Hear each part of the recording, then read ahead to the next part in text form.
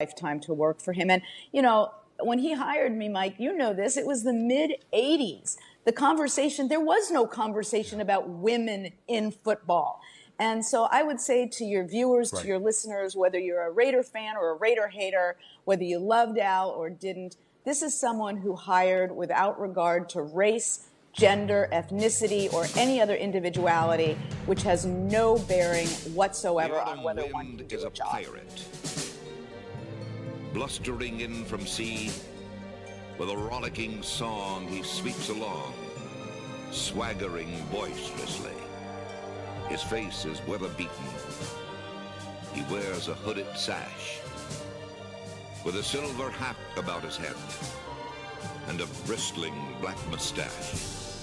He growls as he storms the country, a villain big and bold.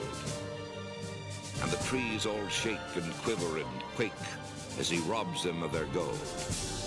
The Las Vegas Raiders have always been a hot topic in the NFL. On the field, they are the first wildcard team to win a Super Bowl.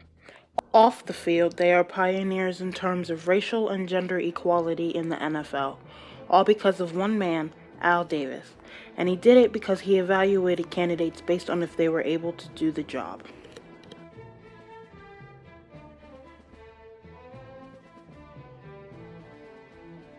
In 1979, following the then head coach John Madden's retirement, Tom Flores became the then Oakland Raiders head coach.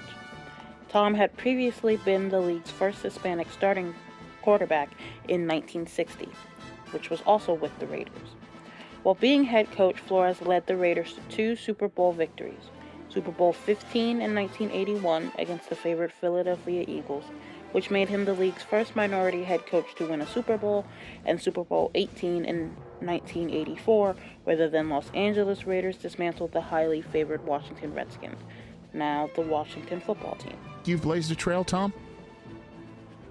Well, I like to think it. I didn't think it at the time, and I didn't realize until later in life when I was later in my career, I should say, when I was traveling around certain areas, and people would come up of Hispanic background and said, you know, we watched you coach the Super Bowl 15 or 18, and my dad cried. I said, well, really? He said, yeah, he was so proud. And I didn't even know the person's dad, but he was so proud because of what you did. He cried. In 1983, Al Davis hired former Raiders offensive tackle Art Shell as the head coach, making him the NFL's first black head coach in the modern era of the league. In the 1990 season, the Raiders and Shell won the AFC West Division, prompting an advance to the AFC Championship game. Despite losing this game to the Buffalo Bills, this appearance would make Shell the first black head coach to lead a team to the conference championship game. And I understood the significance of it. Al and I talked about it before I was hired. You know, he said, "Do you know there's a lot of significance?" And I said, "Well, I understand that." I said, "But you know what? I'm a Raider. I know you hire me because I'm a Raider, but I will do everything I can to help this organization win." In 1997, Al Davis appointed Amy Trask as the chief executive of the Raiders.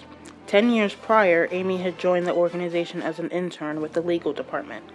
In fact, in 1995, even before she was named CEO, she assisted with the deal that brought the team back to Oakland. She would go on to be head executive until her resignation in May of 2013. If what I did opened any doors, well then that's terrific. And I'm thrilled that other women are enjoying opportunities within the league and otherwise. Tom Flores, as the first minority head coach to win a Super Bowl, made way for many racial minorities to win, including Tony Dungy, who as head coach won Super Bowl XLI with Peyton Manning's Indianapolis Colts, and Mike Tomlin, who as head coach won Super Bowl XLIII with Ben Roethlisberger's Pittsburgh Steelers.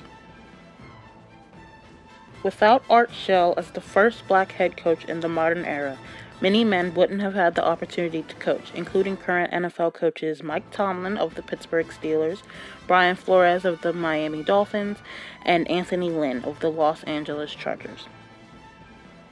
Without Amy Trask as the first woman CEO of a team, several teams will not have a current owner or head executive, including the San Francisco 49ers, whose owner is Denise DiBartolo York, the Buffalo Bills, whose owner is Kim Pegula, and the Cleveland Browns, whose co-owner is Dee Haslam. The autumn wind is a raider, pillaging just for fun. He'll knock you round and upside down and laugh when he's conquered and won.